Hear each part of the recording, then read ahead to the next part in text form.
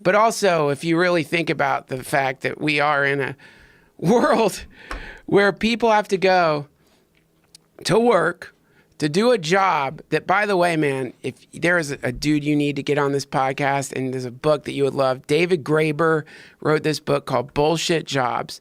This guy is a fucking genius, man. And this book, Bullshit Jobs, breaks down the phenomena of how many people are working in jobs that don't do anything for the world or the company they're working for. And it's not like this judgmental thing where he's like, yeah, that's a bullshit job. You're a blah, blah, blah. He's like an anthropologist, so he's very precise. But one of the qualifications for your job to be a bullshit job is that it's really kind of a worthless job. It's not really doing anything. And like companies have gotten so fucking big that they end up having like departments or people running departments or extra employees that don't really need to be there at all. And they have to pretend to work. That's what he writes about. He writes that if you really want to torture a person, not only give them like the job of like, pouring a glass of water in an empty glass and pouring it back, but then add to it that they have to deceive their boss into thinking that they're like doing an important job or they lose their job. So not only are these like some corporations and companies scanning your piss to see if you're taking a substance that is allowing you to connect with home, what you actually are, they are also demanding that you spend many hours a day lying to them that you're doing work that you're not doing. Like if you're fucking efficient, and this is another thing Graeber writes about. Forgive me, David Graeber, if in any way I misconstrue this. I read your writings stoned. But the other fucking element to it that is absolutely atrocious and fucking horrible is that these substances are connecting us to home. They don't want us to be in those states, and they're asking us to fucking lie all day. And you know what psychedelic means? The etymology of psychedelic? No.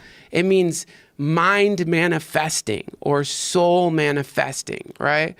So a psychedelic connects us potentially with the truth, what we are, our identity, right? And these companies, they're asking us to lie, to be the opposite of our identities, to wear a suit or some kind of dress code, and to sit in a desk where, because you're efficient, you get your job done in 45 minutes, and for the next 6 hours, you got to sit and type and pretend that you're working, knowing you're a person and knowing that this is like unethical.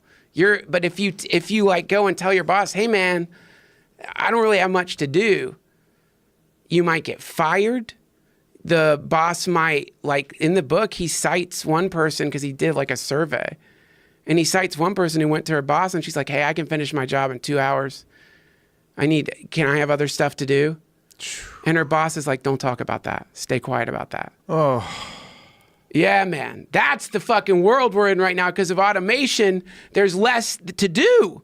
Computers are making shit fast. Why are we're working the exact same amount of time we were when there were no computers. But you have to be there to get paid. And you have to act like you're doing something or they can you. Yeah. How many people right now are doing just that while they're listening to this? A lot. A lot. And by the way, if you had a guess, what percentage of people are listening right now that are really supposed to be doing some bullshit job, and they're kind of sitting in front of their keyboard with earbuds on, just barely paying attention, trying not to get caught looking at porn? Yeah. Probably all over the planet, over 1 million. Over 1 million in the workforce, probably. When do you think companies had to put in rules? You can't look at porn at work. Like that wasn't a thing in the 70s. It wasn't a thing in the 80s. Right. It wasn't a thing in the 90s. Right. Then all of a sudden, you could just find porn online. and people, they have a work computer that's hooked up to the internet. Like, when did companies start going, oh, yeah, we didn't know about that. Yeah, you can't look at that. Dude, I mean, I'm sure it started with like Penthouse, right? Like when they had Penthouse, like Penthouse magazine, like when you had fucking like, you know. Yeah, for sure. You For couldn't sure. bring It your started with you couldn't bring your Penthouse, your fucking Hustler to work. That's true, but looking at something online is so much easier than going to the store and getting a Hustler. Like, the access is universal, instantaneous. Everyone has the ability to just go and download it. You know, if we're gonna like ask questions that are impossible to answer, like how many people right now do you think listening to the podcast are in their bullshit job jerking off to porn while they listen? At least one dude. Yeah. For sure, that's what dudes do. Yeah, I mean, because they can get away with it, they jerk off. Especially a guy with a bad job who could find a way to jerk off somewhere. Yeah. Just let me just get 5 minutes in this bathroom and jerk off, just so I don't have to think about this stupid fucking job. Dude, come on, like that's like sexual assault. I don't think jerking off in an office. Not in the. What if you scream? If and like everyone knows, you're gonna go like, hey, I'm gonna go in there, I'm gonna jerk off, and when I come, I scream. That's sexual assault. Oh, well, that is. I fucking feel like suing you right now, man. That's